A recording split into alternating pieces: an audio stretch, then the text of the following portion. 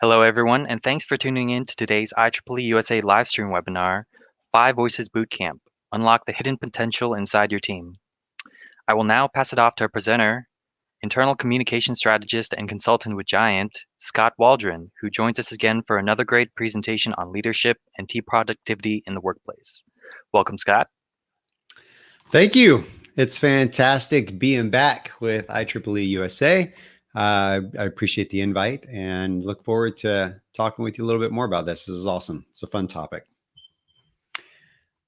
So what I would like to do is this is one of the foundational elements of what I teach and coach with a lot of my clients and teams and individuals. And this is all about discovering that leadership voice. And when I say leader, it's not just necessarily a leader of an organization. It's you could be a leader in your team. You could be a leader in your family. You could be a leader of yourself. You can be a leader in your community. There are different levels of leadership, and we all kind of fall into this category at some point in our lives.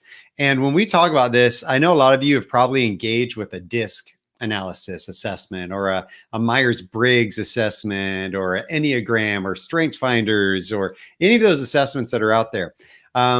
One of the things I would like you to think through is, yes, this is going to be a little bit of the format of that assessment type. The difference is really the simplicity of what this projects and the simplicity of how it's communicated. So as we go through this, I want you to be thinking about that. And I want you to think about how you can implement some of these principles in your life. First of all, I'm Skot Waldron. I've been doing this for almost 19 years now. I'm a speaker.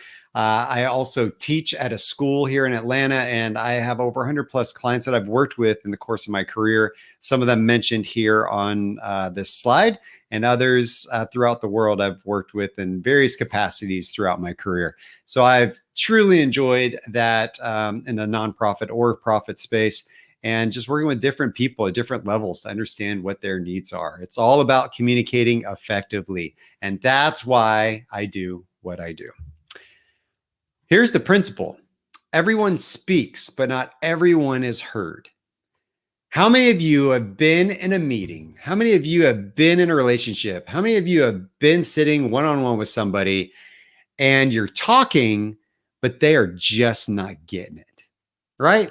It's not going in. It's not sinking in. Or maybe they say they get it and then their actions show something else. It causes us to feel unheard or misunderstood or undervalued. Maybe they just don't care about us, right? So this is a problem, and this is a problem in the workplace, and we really need to figure out how to fix this. Consequently, because of that, teams function at about 60% of their true potential. It's actually 58% is what after thousands of team analysis, we've looked at. It's about 58% of their true potential. 82% of these team members, they feel misunderstood and undervalued. Team leaders rarely, if ever, hear the truth from their people because they're not listening. And leaders undermine their influence every day without knowing it in different ways, depending on the type of personality and the type of communication style you have. Let me ask you this. What if every voice around your table is truly heard, valued, and appreciated? What if you could walk home every day? What if you could step out of your room in your house, whatever, and go to dinner and go, man, I feel valued, I feel heard, and I feel appreciated today. That would be awesome, right? And as a leader, what if we could project that? What if we could have that influence upon other people where they are saying that when they go home or when they interact with their family? That's the goal. We got to feel that, because once those things are established, then we experience true alignment. We experience true execution, and true capacity can increase.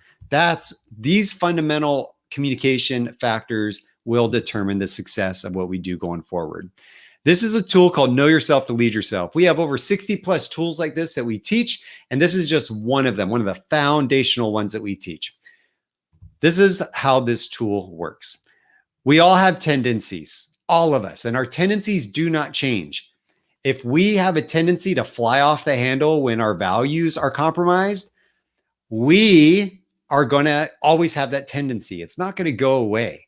if we have a tendency to ask a ton of questions because we don't feel safe in an environment, or somebody's throwing out some ideas, we're always going to have that tendency. Okay. It's unrealistic for us to come up to somebody and say, hey, you need to change that tendency. That's not fair. And that's not right. That's not what we need to do.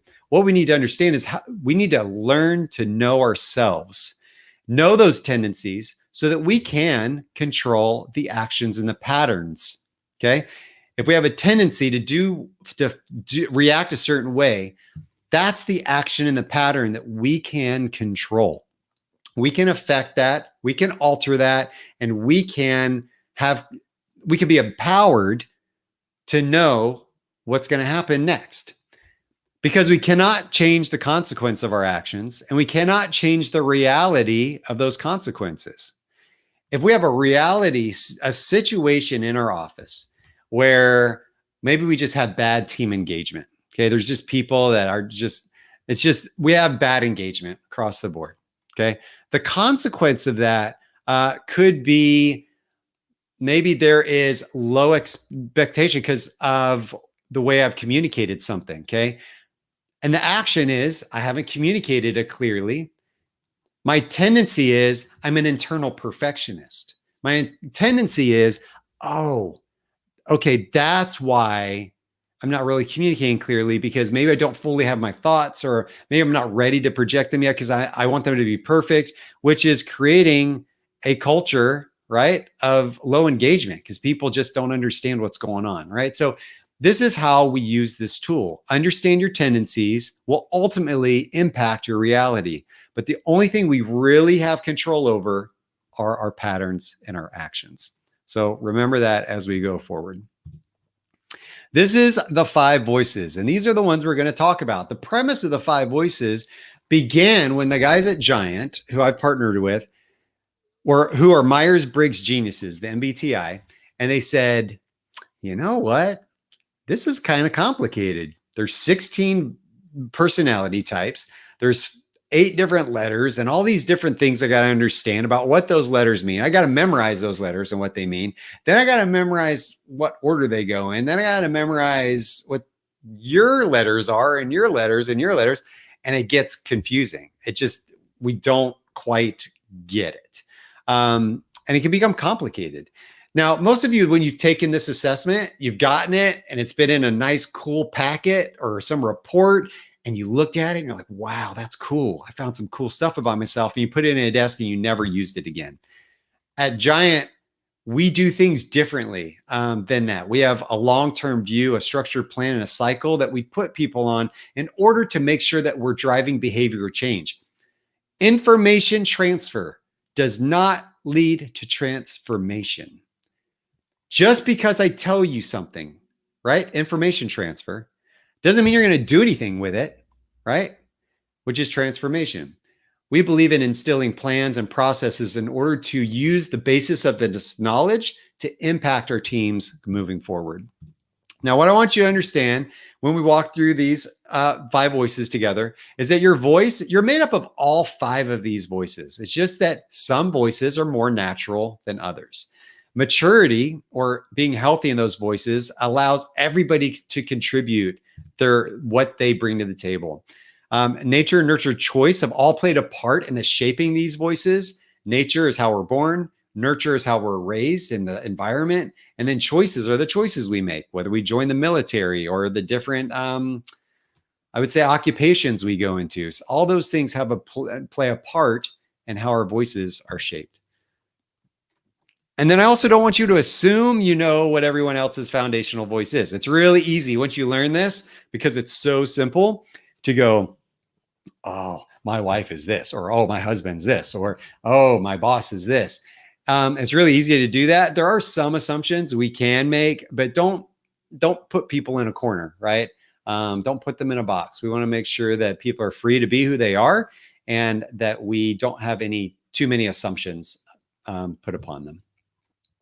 And don't assume you know what each word means. Just because the term pioneer, it doesn't mean a traditional like blaze the trail, right? There are indications of some of the words in here. A creative voice doesn't mean you're good at art. Okay. It does not mean that at all. So I don't want you to think that or think, oh, just because I'm not a nurturer by definition of 5 voices means I'm not a nurturing person.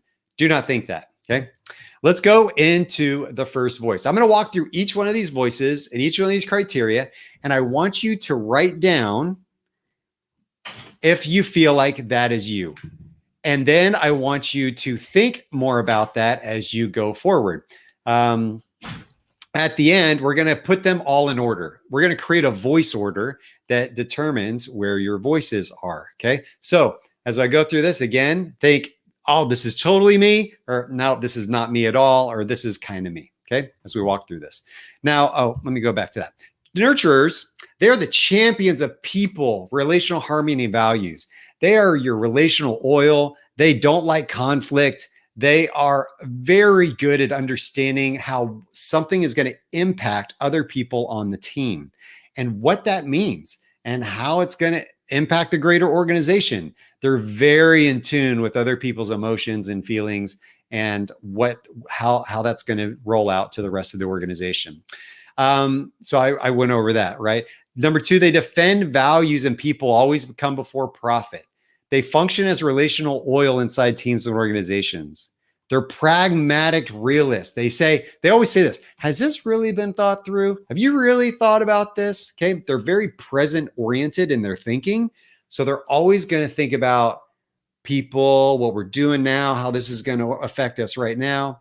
They love celebrating the achievement of other people. They're always like, yes, you go. Like my wife, she's always so excited for this person going on this trip or accomplishing this thing. And I'm like, yeah, I mean, that's cool. That's good. But I mean, genuine delight, right? And the achievements of others. They're great team players.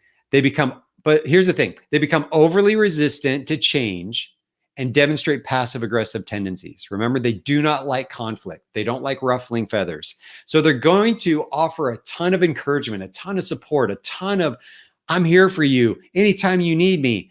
But they're going to push back when they need to offer that challenge or when they need to bring a difficult conversation or have a difficult conversation. They're going to be reluctant to do that. And this causes passive aggressiveness, right? Because they're going to bottle it in, hold it in, hold it in, hold it in. They also rarely value their own contribution. They downplay it. They say, I don't know. I don't really have a lot to add. I'm just going to sit back and not say too much in this next meeting. Okay. Here's the summary slide for a nurturer. What I want you to pay attention to on this slide is this watch out for. Nurturers have a fear of conflict and often won't speak out. So we need to be aware of their silence. They're the quietest ones of the entire group, okay? They will sit back and just not say a word. How do we empower them? We let them speak first, as long as they feel safe, okay? They have to feel safe to speak up. Let them speak first, affirm their competence and genuinely and the genuine value of their contribution. We need to make sure we value them, make sure that we encourage them to speak up, and that we need their participation in this meeting. This is 43% of the population. It's the biggest group. 4 out of 10 people on your team could be nurturers. And 70% of that 43% are actually female. So this is something we need to consider and think about as we are leading teams going forward. The creative voice, these are out-of-the-box thinkers. Creatives are always trying to break the mold. They have creative ideas. They're future thinkers. They're innovative. And they're all about organizational integrity, making sure we're doing the right thing at the right time for the right person. They function as an early warning radar system. So they see opportunities and dangers, and they can sense those things coming way before anybody else can. They're never satisfied with the status quo. They always think something can be better. They're always pushing for that next best thing. If the vision's compelling, the word can't is not in their vocabulary. They struggle with the fact people never seem to fully understand my ideas.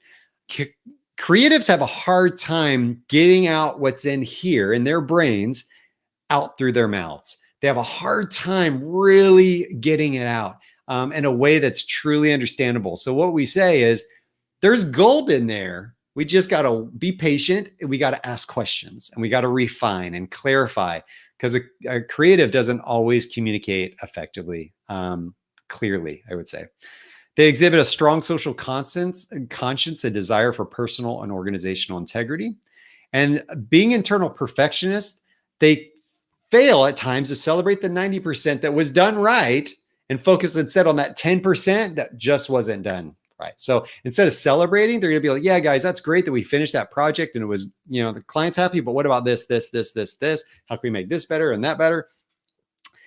And the rest of the team's like, can we just celebrate for a minute? Like, before you start really picking this thing apart.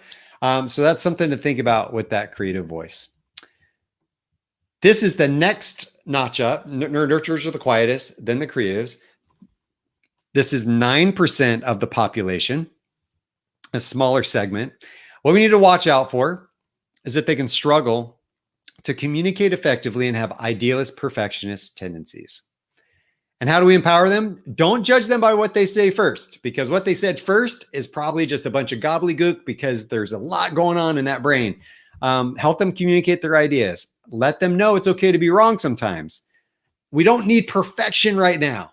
We need ideas, and we need you to use that future ability, that future sensing ability you have to help brainstorm some ideas of what we can do here. Okay. So that's the creative voice.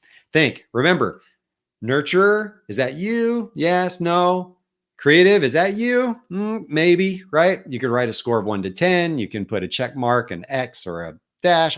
Whatever your system is, kind of think through that and how you want to categorize each one of these.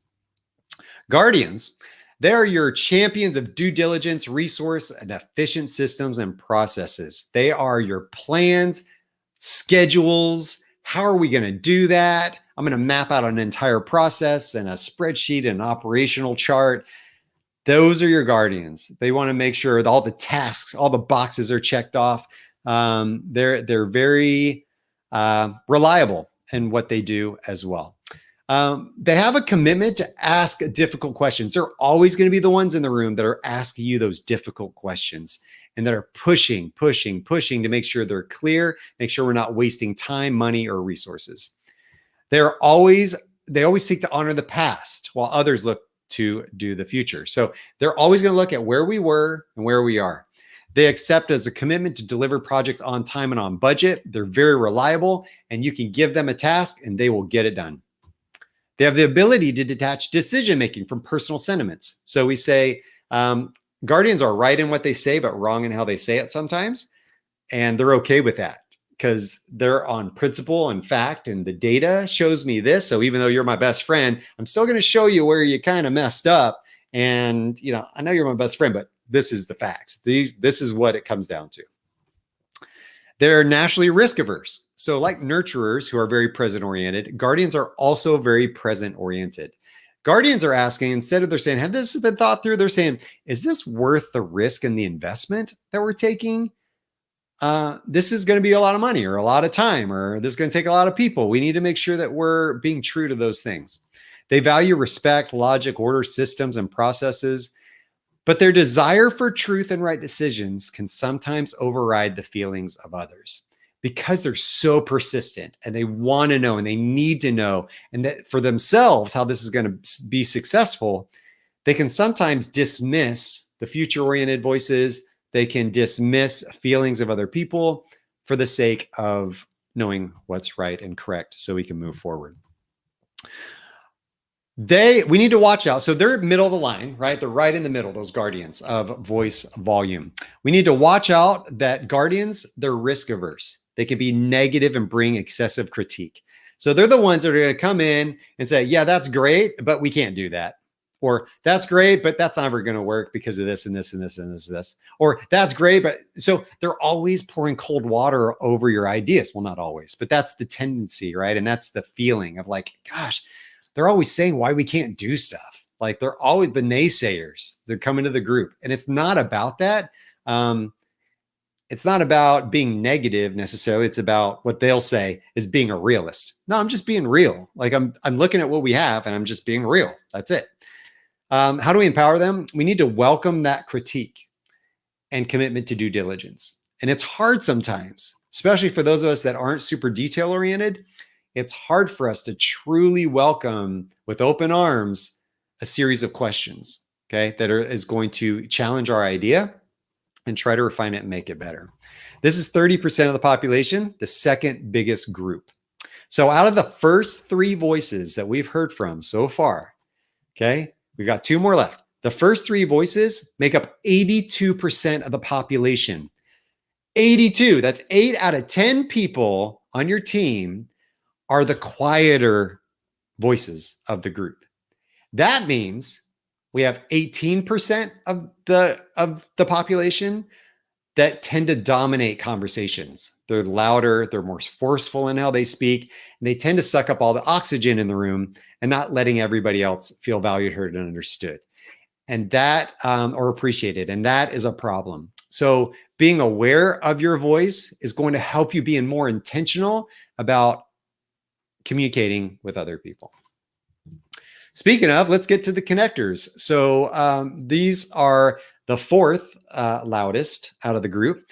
They are relational network people, internal collaboration, effective communicators. They can stand in front of a room and passionately sell an idea. And everybody in there is like, yeah, let's do that. Like they can get buy-in. They're very charismatic.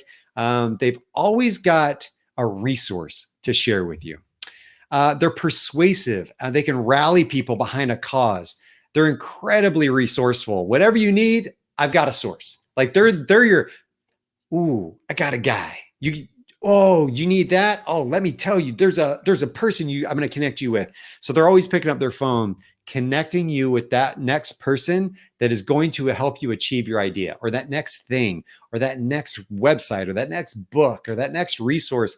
They're always connecting you with something that's going to help you achieve a goal. I don't care if you're installing a light switch, they're going to be there to help you achieve that goal. And that's what gives them energy. They can maintain a large number of relationships. There's some of us that are like, I just want to pick up my eggs at the grocery store. Don't talk to me. And there's others like connectors that are going to yell at you from across the store, come over and hug you, but they haven't seen you in 10 years, right?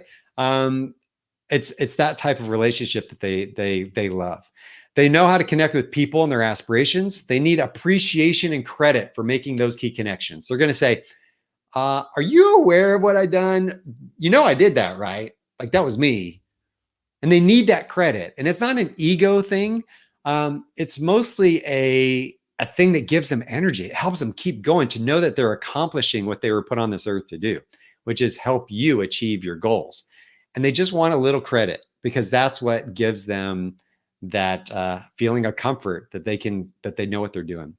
Their people-pleasing tendencies often mean they struggle to bring effective challenge, meaning they want everybody to like them. Okay. Everybody likes connectors at first, but then sometimes what happens over time is they become unreliable. They're people pleasers. So they say yes to everything because they want everybody to like them.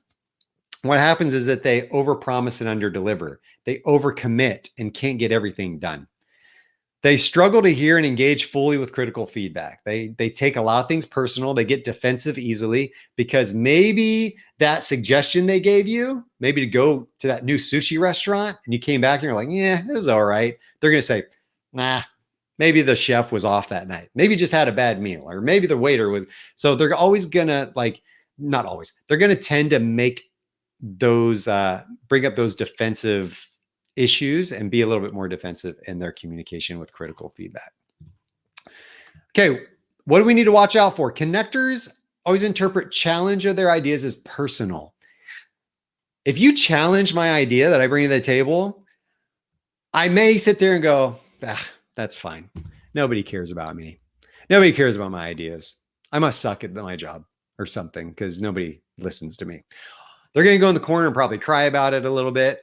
How nobody values them, nobody appreciates them. And that's going to something we need to watch out for. How do we empower them? Give them time to share their ideas and passions. Appreciate before you critique. One of the best things you can do for a connector is ask them to help you with something. Hey, do you have a resource for this? Hey, do you have somebody I can talk to about this? Ask them about their own passions. Hey, I know you're really interested in surfing. I know you're really interested in functional medicine, right? What is it about that you like? like just start them talking and they will go off and they love it. That gives them energy. And hopefully they're sharing something with you that can help you. It's 11% of the population. Lastly, we're going to talk about the pioneers. We call them lovely, cuddly pioneers. They are champions of strategic vision, results, and problem solving. They love to win.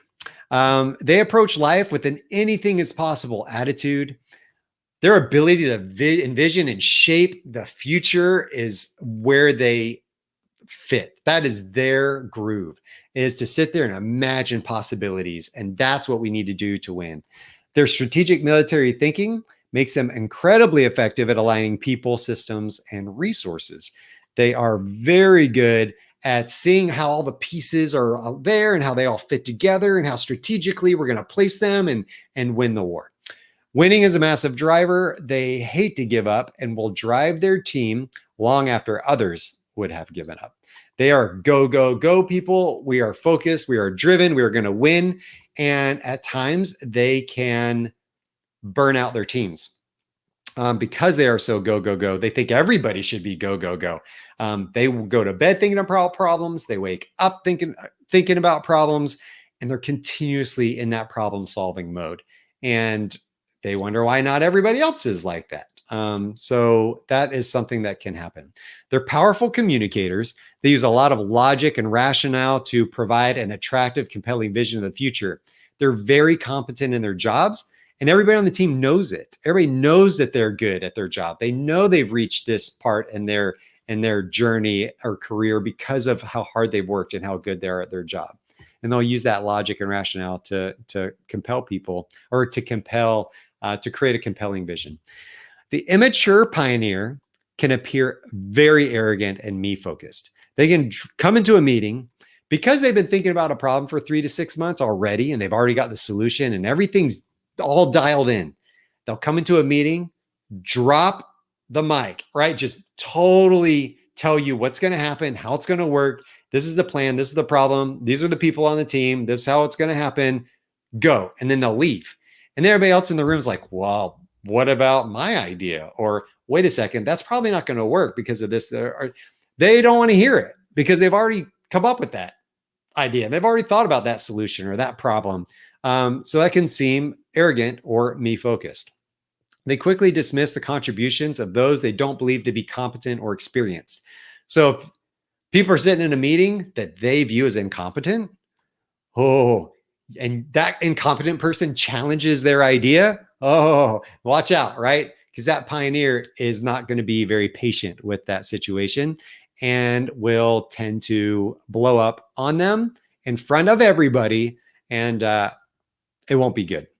The feelers in the room, your nurturers, your connectors, your creative connectors in the room will go, ooh, that wasn't good. Like, that's not good at all, right? So the pioneers can be abrasive at times, but we love healthy pioneers. Why? And why do they lead most of our organizations? Because they're winners and they're strategic and they are focused, and we like hiring those people to lead us because they are focused and strategic and they win, and we like to win. We need to watch out for their lack of sensitivity. They can be unwilling to listen and perceived as arrogant. And we need to empower them. Don't worry, they empower themselves. We just need to affirm their competence. That's it. Okay. We don't need to give them a bunch of feelings and things like that. They don't need that. They're good. They know they're good. I don't need you to empower me. I empower myself. And remember, they are forceful in the most forceful in how they speak and the loudest. The population is about 7%. It's the smallest percent of the group. Now, what's important to understand about this? Pioneers and nurturers. I'll say the two groups. Okay, you're always going to have a nemesis voice. You're going to have voices you do not get along with, or that you don't see eye to eye with.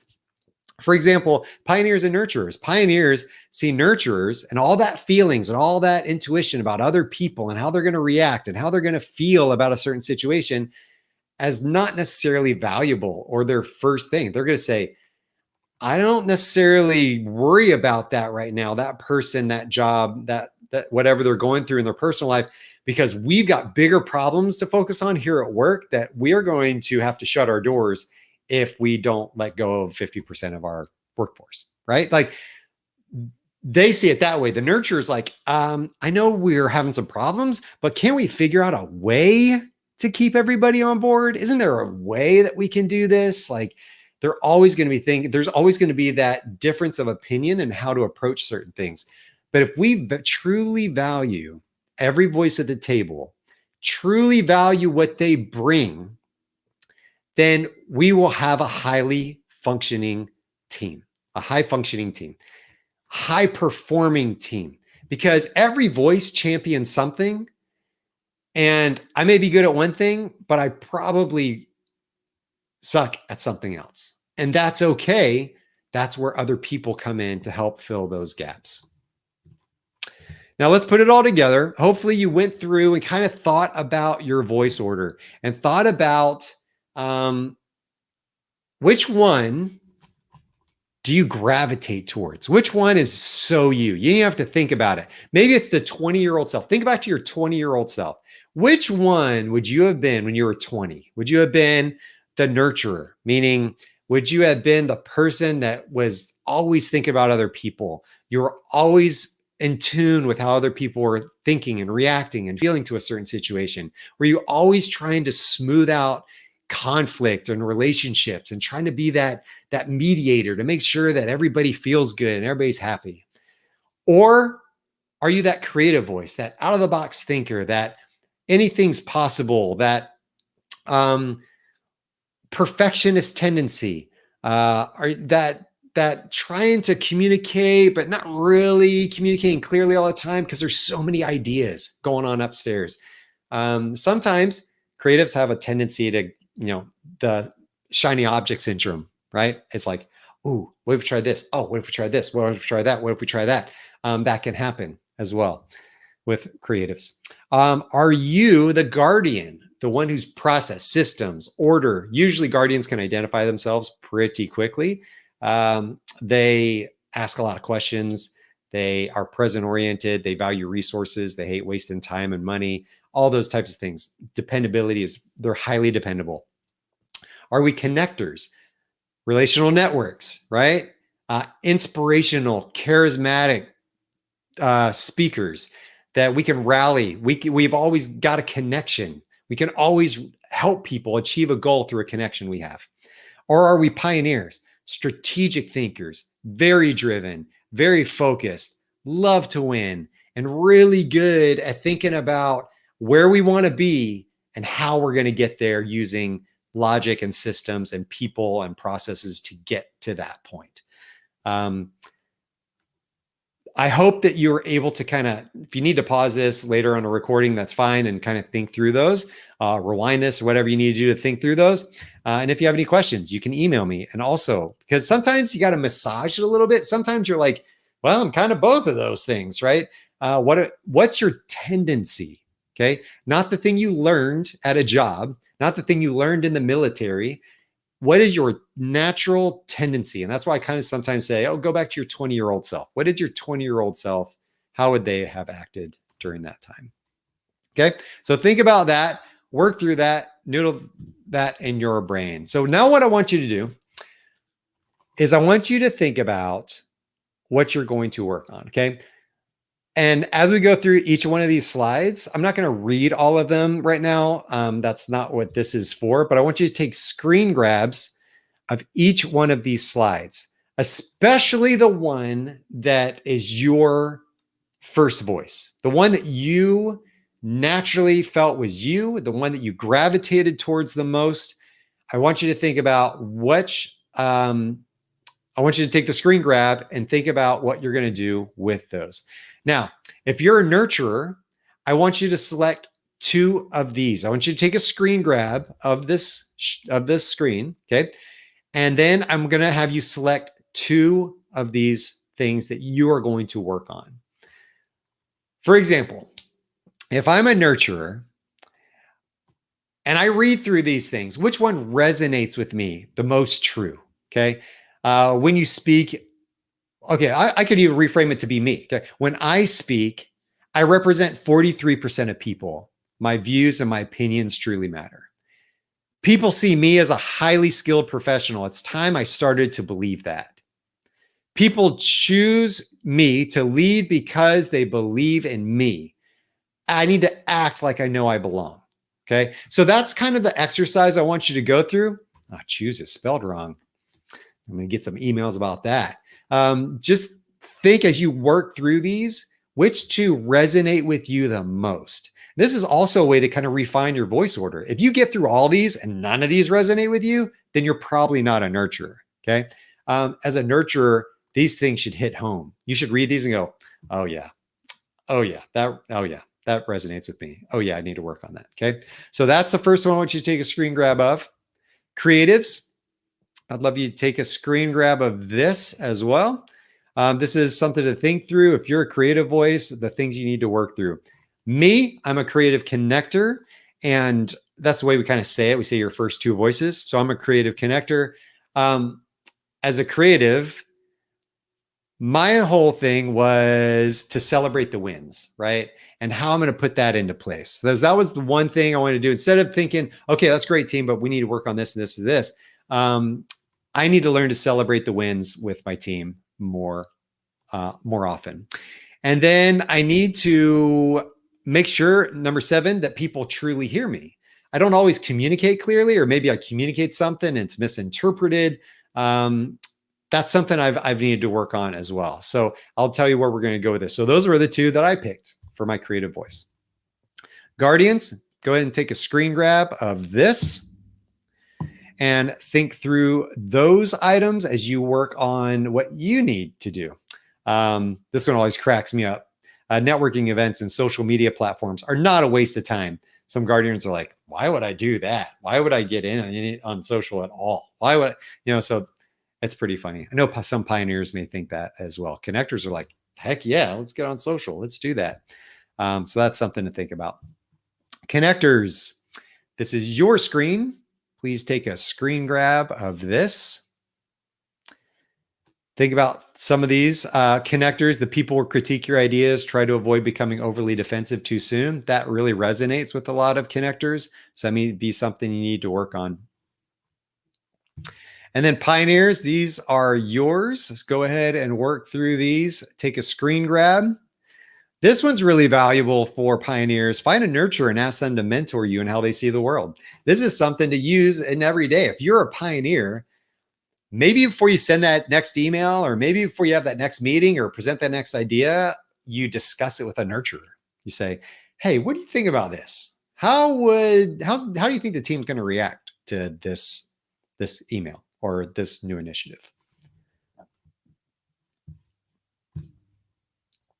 Now what I want you to do, I want you to capture those two options. I want you to choose the one that is most relevant to you today. You're not going to share it with the group because I can't really hear unless you want to put it in the comments. That's totally fine as well for everybody to see. I want you to think about that one that you want to work on. And then I want you to, how are you going to put it into action? So it's not just enough for me as a creative to say, okay, I need to learn to celebrate the win and just leave it at that. Okay. How am I going to put that into action? Here's my action item. So for us, we use Slack as a communication tool within our team. And I created a new hashtag that is win of the week. So every Friday, I post a hashtag win of the week, something, right? Some win, some celebratory thing. And it causes me to reflect and to think and to take some time to go, oh, that was cool. Oh, that was good. So I'm intentional about how I'm going to put these into action. That's what I want you to do. I want you to pick the one. You can even go with the two. And how are you going to now put that one principle into action? If you want to take the online assessment as well, it takes about 15 minutes. This is free for everybody forever. There's no credit card, nothing. You can go on to giant.tv/5voices/30 days. And that will give you a free online assessment. Compare this is really interesting, right? So you've had me kind of walk you through these dynamics a little bit, which is helpful. Take the online assessment, compare your results, and see where they come out. I tend to find that the talking them through, me coaching you through these helps you a little bit more than the online assessment. It just depends on what frame of mind you're taking it. But take the online assessment. I would love to hear what your results are, or how they conflicted or matched up, or what happened there. And sometimes we can refine your voice order based on the two and what you get, as well as a series of questions. So this is something that we use as a foundational element of our process, and how I coach my clients. And this is just one tiny piece of it. Remember how I told you at the beginning, you take a disc, you take, Enneagram, you take Strength Finders, you take MBTI, take 5 voices, for example. You can take the assessments all day and you can get this cool report, this cool insights. But if you don't do anything with it, it doesn't matter, right? So what we do is we implement things on a process. Yes, we do assessments. Yes, we understand our baselines and where we're at. Then we use toolkits. We use over 60 plus toolkits, 60 plus tools to help people work through different elements of becoming an effective leader worth following. And then we develop this on a process. We do implement different versions of this. It's not a one size fits all. It's really kind of this team kickstart. We analyze data. We take data of your team, how you're functioning in 5 different areas. We measure that. And then we develop a plan based on individual one-on-one coaching, small group coaching, bigger group coaching, invincibility assessments, right? We take this assessment every 30 days to measure the ROI of the leadership coaching, and the team training that we're doing. So we make sure that we're actually being intentional and that we're measuring progress as we go forward. The first step of that, if you looked back, was a 5 Voices Bootcamp. So yes, I've walked you through this now, the 5 voices and what they are. If you are interested to find out for free, I offer this as a free service to anybody out there that wants to take me up on it. I did one this morning. I did one yesterday. I would love to do more of them. We will plot every person on your team. They each take the 5 voices assessment. We put you on a team, and we actually start to look at the makeup of your team and where the voices are, where you're heavy in some areas and where the missing voice is in some areas. We talk through those dynamics and what it means for you as a team to help understand what each person brings to the table and how to truly value the different voices at the table. This is also another component of the 5 Voices Bootcamp where we talk about the dynamics of each of the voices. Who are your nemesis voices? How do these different voices interact? What does it mean? What do they value? How do they process information? And we talk through those as a group, and we discover and we uncover things that didn't make sense before, but now they do, right? I had so many ahas this morning on my first boot camp, and it was just like, people are like, oh, that makes sense. Like, I've known this has happened, but I didn't know why it was happening. This gives me a label. This gives me something simple to understand. These 5 voices are much easier to understand than 16 personality types or 9 numbers plus a wing or any of your disc 4 letters and what they, it's so much more simple and scalable and sustainable. You can carry this on. You can learn this really quick and repeat it back to somebody. Again, we want to make sure that an educated 13-year-old could understand this and teach it to other people. We've been doing this in 116 plus countries now. These are some of the organizations we've worked with, and we've worked with others across the globe, and it's super transformative. We've had some great experiences, and I'm super grateful to be part of this. If you are interested in that 5 Voices Bootcamp for free, it's a way for me to serve you. Okay. What's in it for me? Honestly, transparency, or to be transparent. If you like the bootcamp, then we have other things that we can offer. Okay. But this is first a way for me to prove to you and to teach you and to serve you. I believe in serving first, and then it comes back and helps us later. I'm also, if you email me at scott@skotwaldron.com, okay, I'm not going to opt you into an email list. I'm not going to try to get your anything, right? I'm not doing that. We can talk about the 5 Voices Bootcamp, but I'm also going to give you a worksheet that how does each voice develop resilience? How do we, when we get knocked down, how do we lift that voice back up? We're going to have hard times, right? We're going to have people on our team that get knocked down. How are we going to build them back up? So I'll give you that worksheet for free. Email me. Also, I'm going to give you a 5 Voices cheat sheet, which goes through those high level points of what to watch out for. How do we empower them? It's a one-sheeter that's going to walk through that whole thing. It's a quick glance, put it on your wall, give it to somebody. I don't know, whatever you'd like to do there. But I'll give you that for free as well if you contact me. And that's it. I hope that this was valuable for you, just to get some insights into your own leadership voice and how you can communicate more effectively to those in the future. Remember, self-aware. You have to know who you are in order to give, okay?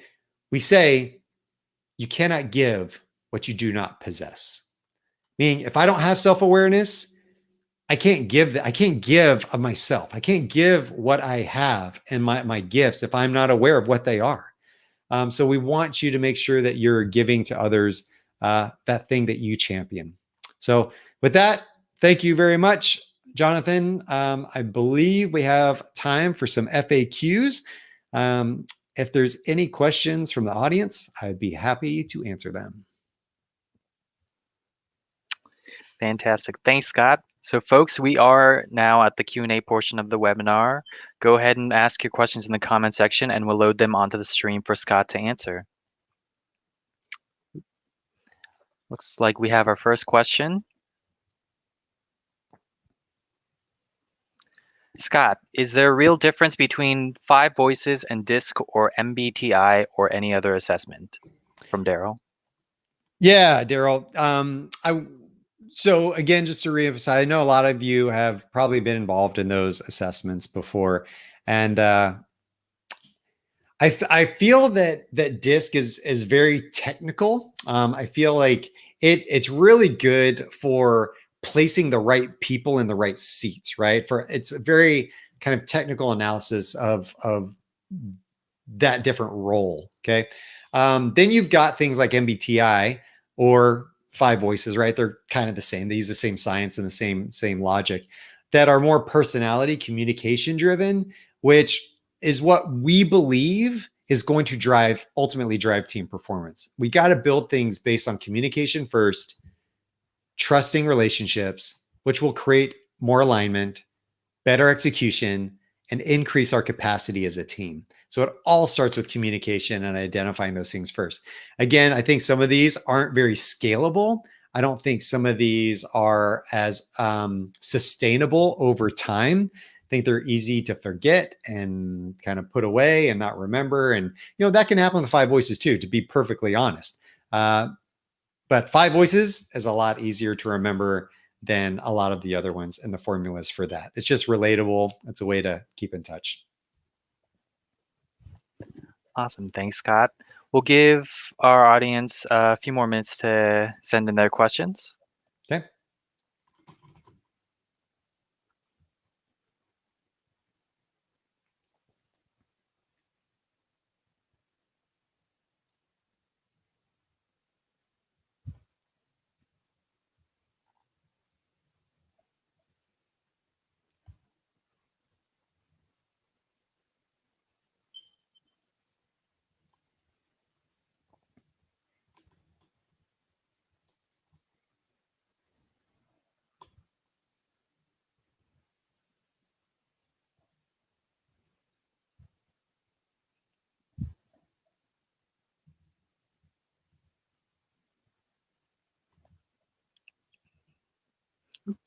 Another question from Daryl.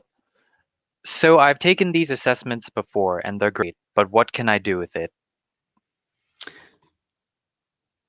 So for free, right? This does not require me. I mean, sure, you can, of course, you can hire me to come in and help coach your team through this process that I showed you earlier, implementing some kind of system inside that and doing something with this, making it actionable. But for free, you can have access to Giant, giant.tv/5voices/30 days. That will give you access to the assessment, take the assessment. And then what you'll have is your voice order at that point in time. There is a series. It's almost like Giant is like a Netflix for leadership development. There's a ton of series on there. Things like, how do I deal with difficult people? How do I liberate somebody I'm angry with? How do I deal with a difficult boss, right? How do I manage stress effectively?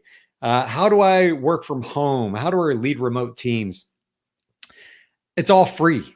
There is a ton of free information on there. And these videos are made for the 21st century person, workplace, meaning they're simple, they're digestible, they're well produced, 24/7, mobile friendly, right? You get on, you register for an account. Again, no credit card, just username, password, whatever. Then you have access to this 100+ hours library of tons of videos about your leadership and how to develop that style. So if you're interested in that, log on and get access to that. That is immediately what you can do to make yourself a better communicator in life and at work.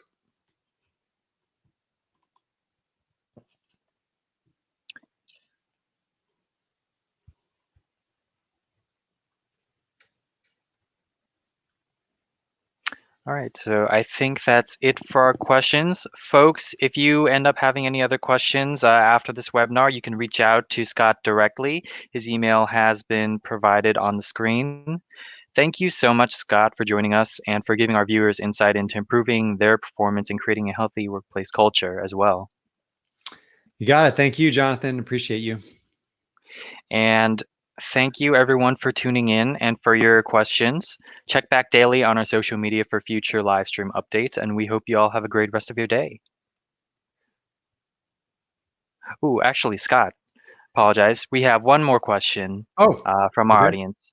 So Sure. Michael asks, I find I have elements of multiple types. Is Yeah. the ultimate goal to be divergent? Referring to the movie, of course. Yeah, of course. Okay. Yes, remember back when I said we are all of these. Okay. You are all 5 voices. You're going to have a tendency to be one over another. And that's what we want to understand. Okay. The way we rank these 5 voices is it goes all the way from your conscious competence, or no, I'm sorry, your unconscious competence, meaning you don't even have to think about it. It just comes natural to you, right? You're naturally great at processes, systems, order, spreadsheets, all. You don't even have to think about it, right?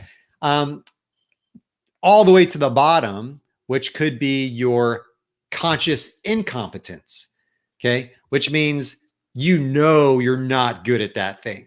You're not good at relational networks and being a social butterfly and going and talking to everybody, and you're not that great of an inspirational delivery of a keynote speech. Like, there's things in there that and there's going to be some of those in the middle that are kind of wishy-washy.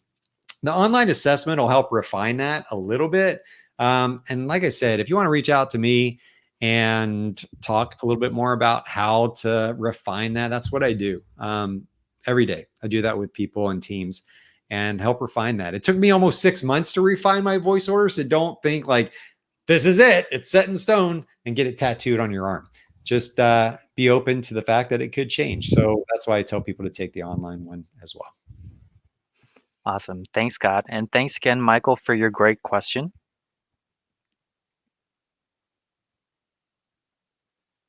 With the advancements in new technology, the landscape for power systems is changing very rapidly. Information technology has really made a huge difference in enabling some of the things that we work on. I've been able to leverage IEEE USA to be in the leading edge of my industry. IEEE is all about a sense of community. I am learning ideas and concepts and thinking completely out of the box. IEEE USA is my competitive edge.